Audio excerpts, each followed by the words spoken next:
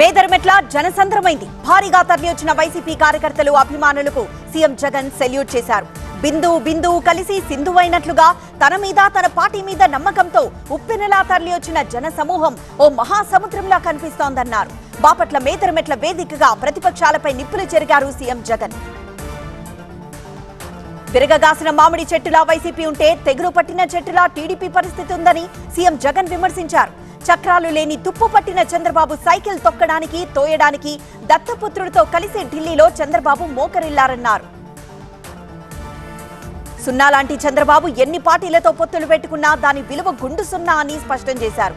పొత్తులో భాగంగా తనను ఏమాత్రం ప్రశ్నించని పవన్ ను ప్యాకేజ్ ఇచ్చి చంద్రబాబు తెచ్చుకున్నారని ఆరోపించారు జగన్. చంద్రబాబు సిట్ అంటే సిట్, స్టాండ్ అంటే స్టాండ్ అన్నట్లు దత్తపుత్రుడు ఉంటారని సెటార్లు వేశారు. చంద్రబాబు కూటమిలో 3 పార్టీలుంటే బాబు జేబులో మరో జాతీయ పార్టీ ఉందని ఆరోపించారు జగన్. వీరంతా పేదల భవిష్యత్తుపై దాడి చేసేందుకు సిద్ధమవుతున్నారన్నారు. కూటమిలోని పార్టీలకు సైన్యాధిపతులే తప్ప సైన్యం లేదన్నారు జగన్. గత ఎన్నికల్లో ఓ పార్టీకి నోటాకొచ్చినన్ని ఓట్లు కూడా రాలేదని ఎద్దేవా చేశారు. గతంలో జాతీయ రాజకీయాల్లో చక్రం తిప్పానని చెప్పుకునే చంద్రబాబు ఇప్పుడు పొత్తుల కోసం వెంపర్లాడుతున్నారని ఎద్దేవా చేశారు జగన్. తనకు పేదలతోనే తప్ప ఇతర పార్టీలతో పొత్తులు లేవన్నారు. ఒంటరిగా ఎన్నికలను ఎదుర్కొంటారని స్పష్టం చేశారు. పొత్తులతో చంద్రబాబు వస్తుంటే ప్రజలే బలంగా వైసీపీ తలపడబోతోందన్నారు. తనను ఓడించాలని ప్రతిపక్షాలు చూస్తుంటే పేదలను గెలిపించాలని తాను చూస్తున్నానన్నారు జగన్. పొత్తులు పెట్టుకున్న పార్టీలు గత ఎన్నికల్లో ఇచ్చిన హామీలను నెరవేర్చాయా అని జగన్ ప్రశ్నించారు. ఇప్పుడు ఆ పార్టీలు మరోసారి డ్రామాలు చేసేందుకు ప్రయత్నిస్తున్నాయని మండిపడ్డారు. ప్రజలను దోచుకునేందుకు, పంచుకునేందుకే చంద్రబాబు అధికారం కావాలని జగన్ ఆరోపించారు. శకుని చేతిలో పాచికలకు చంద్రబాబు హామీలకు తేడా లేదన్నారు జగన్. సూపర్ 6 అంటూ అమలు చేయడం సాధ్యం కాని హామీలతో చంద్రబాబు ప్రజలను మోసం చేసే ప్రయత్నం చేస్తున్నారని జగన్ ఆరోపించారు. నరకలోకానికి, నారాలోకానికి ఎవరూ రారు కాబట్టి కిచిడి వాగ్దానాలతో చంద్రబాబు స్వర్గం చూపిస్తున్నారని సిద్ధం సభలో విమర్శించారు జగన్. సిద్ధమంటే ప్రజలు చేసే యుద్ధమని, ఓ ప్రజా సముద్రమని సీఎం జగన్ అన్నారు. రాబోయే కురుక్షేత్రంలో ప్రజలది శ్రీకృష్ణుడి పాత్ర అని, తనది అర్జునుడి పాత్ర అని, కౌరవ సైన్యంపై యుద్ధం చేయబోతున్నామని అన్నారు. జమ్మి చెట్టు మీద ఇంతకాలం దాచిన ఓటు అనే ఆయుధాన్ని ప్రయోగించాల్సిన సమయం వచ్చిందన్నారు. మేదరమెట్లలో కనిపిస్తోంది ఓ జన సముద్రం, ఓ జన ప్రవాహమని, మరో 5 ఏళ్లు ఈ ప్రయాణాన్ని కొనసాగించేందుకు తనపై నమ్మకంతో వచ్చిన వాళ్ళందరికీ ధన్యవాదాలని తెలిపారు జగన్. మరో 5 ఏళ్లు ఈ ప్రయాణం కొనసాగిద్దాం, పేదవాడి భవిష్యత్తును కాపాడేందుకు మీరు సిద్ధమా అని సీఎం జగన్ అనగానే లక్షల మంది సిద్ధమంటూ బదులిచ్చారు. రాంపై నడుస్తూ జనానికి జగన్ అభివాదం చేశారు. బీజేపీ, జనసేన మధ్య సీట్ల సర్దుబాటు, అభ్యర్థుల ఎంపికపై కసరత్తు, పొత్తులపై కత్తులు దూస్తున్న అధికార పక్షం. ఇక వైసీపీలోకి వెళ్లేందుకు సిద్ధమైన ముద్రగడ. ఇలాంటి టాప్ 9 ఏపీ పొలిటికల్ న్యూస్ చూద్దాం ఇప్పుడు. శ్రీకాకుళం ఎంపీగా తనను, ఎమ్మెల్యేగా తన కుమారుణ్ణి పోటీ చేయాలని సీఎం జగన్ కోరారన్నారు మంత్రి ధర్మాన ప్రసాదరావు. కానీ ఎమ్మెల్యేగా పోటీ చేసేందుకు తన కుమారుడు ప్రస్తుతానికి సిద్ధంగా లేరన్నారు. తన విషయంలో ఏవైనా జరగచ్చన్నారు. అందుకే అన్ని కుల సంఘాలను కలిసి వారి అభిప్రాయాలు తెలుసుకుంటున్నట్లుగా తెలిపారు. ఏది జరిగినా అంతిమంగా గెలిపించాల్సింది ప్రజలేనన్నారు. బీజేపీ, టీడీపీ, జనసేన పొత్తు ఖరారైందన్నారు ఏపీ బీజేపీ చీఫ్ పురంధేశ్వరి. దుష్ట శిక్షణ కోసం సాయం తీసుకోవాల్సి వచ్చిందన్నారు.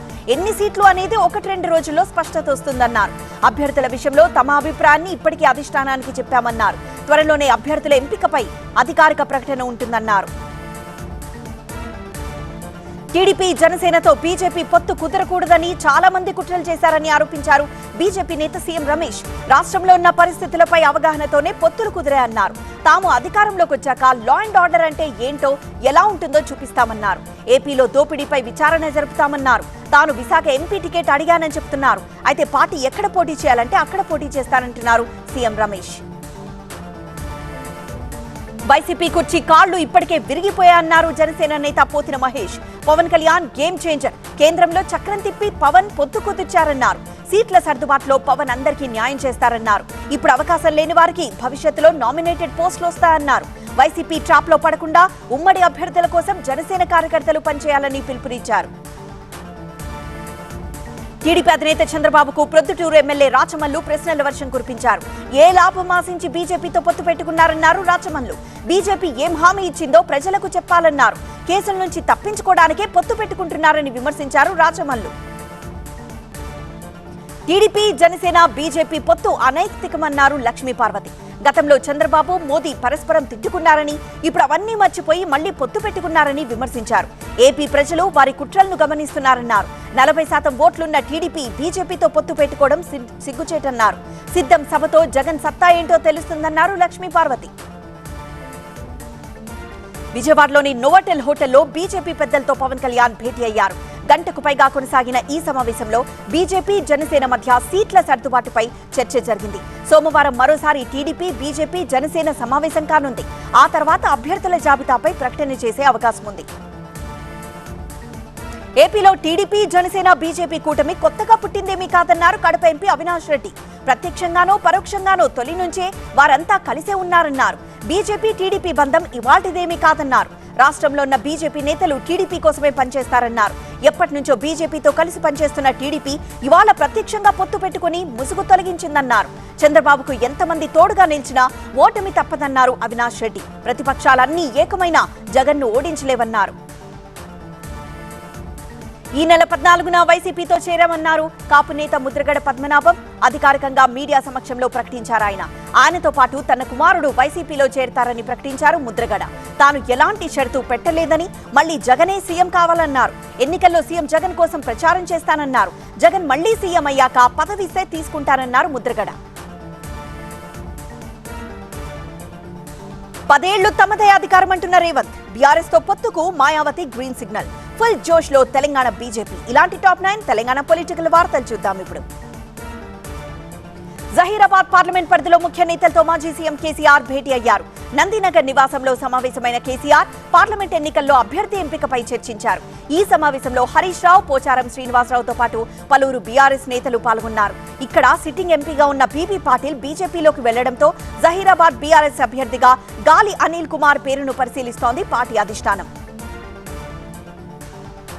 సీఎం రేవంత్ నిజాయితీ గల మోసగాడంటూ ఆరోపించారు మాజీ మంత్రి కేటీఆర్. 100 రోజుల తర్వాత కాంగ్రెస్ కు మహిళలు బుద్ధి చెప్తారన్నారు. కేసీఆర్ పై ఇష్టం వచ్చినట్లు మాట్లాడడం కాదు, దమ్ముంటే ఇచ్చిన హామీలను నిలబెట్టుకోవాలన్నారు. మంచి ప్రభుత్వాన్ని కోల్పోయామని జనం బాధపడుతున్నారు. కొద్ది రోజుల్లో మళ్లీ వెలుగులోకి వస్తామని ధీమా వ్యక్తం చేశారు. ఈ నెల 17 వరకు ఓపికతో ఉంటాం, తర్వాత జనాల్లోకి వెళ్లి హామీలపై ప్రభుత్వాన్ని నిలదీస్తామంటున్నారు. బీఆర్ఎస్ కు నల్గొండ, భువనగిరి ఎంపీ అభ్యర్థులు లేరు. ఎన్నికల తర్వాత బీఆర్ఎస్ దుకాణం మూతపడుతుందంటూ జోస్యం చెప్పారు మంత్రి కోమటిరెడ్డి వెంకటరెడ్డి. గత 10 ఏళ్ల పాలనలో నల్గొండ జిల్లాలో ప్రాజెక్టులపై నిర్లక్ష్యంగా వ్యవహరించారని ఆరోపించారు. ఏం మాట్లాడాలో తెలియక ప్రభుత్వం పడిపోతుందంటూ బీఆర్ఎస్ నేతలే మాట్లాడుతున్నారన్నారు. కానీ ఈసారి సీట్లు ఇంకా పెరుగుతాయని ధీమా వ్యక్తం చేశారు. కాంగ్రెస్ సీనియర్ నేత వి హనుమంతరావు మరోసారి కీలక వ్యాఖ్యలు చేశారు. లోక్సభ ఎంపీ అభ్యర్థుల ఎంపికపై ఆవేదన వ్యక్తం చేశారు. తనకు అవకాశం ఎందుకివ్వరని ప్రశ్నించారు. పార్టీలో పరిస్థితిని వివరిస్తూనే ఖమ్మం ఎంపీగా తనకి ఈసారైనా ఛాన్స్ ఇస్తే గెలుస్తానన్నారు. ఖమ్మం ఎంపీగా పోటీ చేయకుండా తన పేరు లిస్టులో లేకుండా చేస్తున్నారని డిప్యూటీ సీఎం భట్టి విక్రమార్కను టార్గెట్ చేశారు విహెచ్. 10 ఏళ్లు కాంగ్రెస్ అధికారంలో ఉండడం ఖాయమన్నారు సీఎం రేవంత్ రెడ్డి. గత ప్రభుత్వంలో ఉద్యోగులు సమస్యలు చెప్పుకోవడానికి కూడా అవకాశం రాలేదన్నారు సీఎం రేవంత్ రెడ్డి. వాటిని పరిష్కరించే బాధ్యతను ప్రజాప్రభుత్వం తీసుకుంటుందన్నారు. ప్రభుత్వ పాఠశాలలు, కళాశాలలకు ఉచితంగా విద్యుత్ ఇచ్చే బాధ్యత ప్రభుత్వం తీసుకుంటుందన్నారు. లోక్సభ ఎన్నికల నేపథ్యంలో బీజేపీలోకి జోరుగా వలసలు కొనసాగుతున్నాయి. మాజీ ఎంపీలు సీతారాం నాయక్, నగేష్ తో పాటు మాజీ ఎమ్మెల్యేలు సైదిరెడ్డి, జలగం వెంకట్రావు, తరుణ్ చుగ్ సమక్షంలో బీజేపీ కండువా కప్పుకున్నారు. రేపు 150 మందికి అభ్యర్థులతో రెండో లిస్టు ప్రకటించేందుకు బీజేపీ కసరత్తు చేస్తోంది. ఆ లిస్టులో ఈ 4గురికి ఎంపీ సీట్లు కన్ఫర్మ్ అయ్యే అవకాశాలున్నట్లు పార్టీ వర్గాలు చర్చించుకుంటున్నాయి. మోదీ పనితీరుకు ఆకర్షితులై చాలా మంది నేతలు పార్టీలో చేరుతున్నారన్నారు బీజేపీ ఎంపీ డాక్టర్ లక్ష్మణ్. పార్టీలో చేరిన వారికి టికెట్లు ఇవ్వాలన్న షరతులేవీ లేవన్నారు.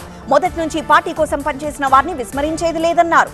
దక్షిణాదిలో బీజేపీ ఎక్కడా అని కొందరంటున్నారు. కానీ ఇక్కడ కూడా ఎక్కువ ఎంపీ సీట్లు సాధించి చూపిస్తామంటున్నారు. తెలంగాణలో ఎగిరేది బీజేపీ జెండానే అంటూ ధీమా వ్యక్తం చేశారు ఆయన. ఈ నెల 12న హైదరాబాద్ లో అమిత్ షా పర్యటించబోతున్నట్లు ప్రకటించారు బీజేపీ రాష్ట్ర అధ్యక్షుడు కిషన్ రెడ్డి. సోషల్ మీడియా ఇన్ఛార్జ్లతో భేటీ అవుతారని స్పష్టం చేశారు. లోక్సభ ఎన్నికల్లో ఎలా వ్యవహరించాలి, ఎలా ముందుకు వెళ్లాలి అనే దానిపై పార్టీ శ్రేణులకు దిశానిర్దేశం చేస్తారు. భాగ్యలక్ష్మి ఆలయాన్ని సైతం అమిత్ షా సందర్శిస్తారని తెలిపారు కిషన్ రెడ్డి. బీఆర్ఎస్ తో పొత్తుకు మాయావతి గ్రీన్ సిగ్నల్ ఇచ్చిందంటున్నారు బీఎస్పీ తెలంగాణ అధ్యక్షులు ఆర్ఎస్ ప్రవీణ్ కుమార్. త్వరలో పొత్తుపై మరోసారి చర్చలుంటాయన్నారు. ఒంటరిగానే పోటీ చేస్తాం, ఎవరితోనూ పొత్తులు పెట్టుకోమంటూ శనివారం మాయావతి ట్వీట్ చేశారు. ఈ నేపథ్యంలో తెలంగాణలో పొత్తు ఉంటుందా లేదా అనే సందేహాలు వ్యక్తమయ్యాయి. అయితే లోక్సభ ఎన్నికల్లో కలిసే పోటీ చేస్తామని స్పష్టం చేశారు ప్రవీణ్ కుమార్. మహిళలకే పట్టం కడతామంటున్న భట్టి, కొత్తగా పుట్టుకొచ్చిన మరో కాపుసేన. యాదాద్రి నరసింహస్వామి ఉత్సవాలకు సమయం ఆసన్నం. మంత్రి సురేఖ డాన్స్, పొన్నం కబడ్డీ, ఇలాంటి ఏపీ తెలంగాణ టాప్ 9 న్యూస్ చూద్దాం. మహిళలు పారిశ్రామికవేత్తలుగా మారాల్సిన అవసరం ఉందన్నారు డిప్యూటీ సీఎం భట్టి విక్రమార్క. సోమవారం ఇందిరమ్మ ఇళ్ల పథకం, మంగళవారం వడ్డీ లేని రుణాల పథకాలకు శ్రీకారం చుడతామన్నారు. 5 ఏళ్లలో డ్వాక్రా సంఘాలకు 1,00,000 కోట్ల నిధులిస్తామన్నారు. రాష్ట్రంలో ఇల్లు లేకుండా ఏ ఒక్కరూ ఉండకూడదన్నారు. మహిళల కోసం మరిన్ని పథకాలు అందుబాటులోకి తెస్తామన్నారు. స్వరాష్ట్ర సాధన కోసం ఉవ్వెత్తిరేగిసిన తెలంగాణ ఉద్యమ ప్రస్థానంలో మిలియన్ మార్చ్ కీలక ఘట్టమన్నారు మాజీ మంత్రి హరీష్ రావు. ప్రపంచ ప్రజా ఉద్యమాల నిరసన, తెలంగాణ ఉద్యమాన్ని నిలిపిన ప్రజా విప్లవం, నిర్బంధాలు, అరెస్టులు, దిగ్బంధాలను ఎదుర్కొంటూ మిలియన్ మార్చ్ లో పాల్గొని 13 ఏళ్లైనా ఇంకా కళ్ల ముందు కదలాడుతూనే ఉందంటూ అప్పటి ఫోటోలు ట్విట్టర్లో షేర్ చేశారు హరీష్ రావు. పల్నాడు జిల్లా సత్తెనపల్లిలో ఫ్లెక్సీ తొలగింపు కలకలం రేపుతోంది. నరసరావుపేట రోడ్లోని చెక్పోస్ట్ దగ్గర ఉన్న టీడీపీ ఇన్ఛార్జ్ కన్నా లక్ష్మీనారాయణ ఫ్లెక్సీలను తొలగించి మంత్రి అంబటి రాంబాబు ఫ్లెక్సీలను కట్టారు. దీంతో టీడీపీ కార్యకర్తలు ఆందోళన వ్యక్తం చేస్తున్నారు. సోమవారం నుంచి యాదాద్రి నరసింహస్వామి బ్రహ్మోత్సవాలు ప్రారంభం కానున్నాయి. 11 రోజుల పాటు లక్ష్మీ నరసింహస్వామి బ్రహ్మోత్సవాలు జరగనున్నాయి. ఈ సందర్భంగా సీఎం రేవంత్ తో పాటు పలువురు మంత్రులు రేపు యాదాద్రి లక్ష్మీ నరసింహస్వామిని దర్శించుకోనున్నారు. ఆ తర్వాత భద్రాచలం వెళ్లి పలు అభివృద్ధి కార్యక్రమాల్లో పాల్గొనడమే కాకుండా భద్రాద్రి రామయ్యను దర్శించుకోనున్నారు. హన్మకొండలో మంత్రి కొండా సురేఖ సరదాగా డాన్స్ చేశారు. లష్కర్ బజార్లోని సుజాతారెడ్డి ఉన్నత పాఠశాలలో తన చిన్ననాటి క్లాస్మేట్స్ తో ఆత్మీయ సమ్మేళనంలో పాల్గొన్న సురేఖ చిన్ననాటి జ్ఞాపకాలను పంచుకుంటూ ఆనందంగా గడిపారు. డాన్స్లతో ఉల్లాసంగా గడిపారు. సెల్ఫీలు దిగుతూ అందరినీ పలకరిస్తూ సరదాగా గడిపారు మంత్రి సురేఖ. కబడ్డీ ఆడి క్రీడాకారుల్లో ఉత్సాహం నింపే ప్రయత్నం చేశారు మంత్రి పొన్నం ప్రభాకర్. సిద్దిపేట జిల్లా హుస్నాబాద్ మండలం పోతారం గ్రామంలో జిల్లా స్థాయి కబడ్డీ పోటీలను మంత్రి పొన్నం ప్రారంభించారు. తాను కూడా చిన్నతనంలో కబడ్డీ ఎక్కువగా ఆడేవానన్నారు. క్రీడాకారులతో కలిసి కబడ్డీ ఆడడం సంతోషంగా ఉందన్నారు. యువత చెడుదారి పట్టకుండా క్రీడలు చక్కగా ఉపయోగపడతాయన్నారు మంత్రి పొన్నం.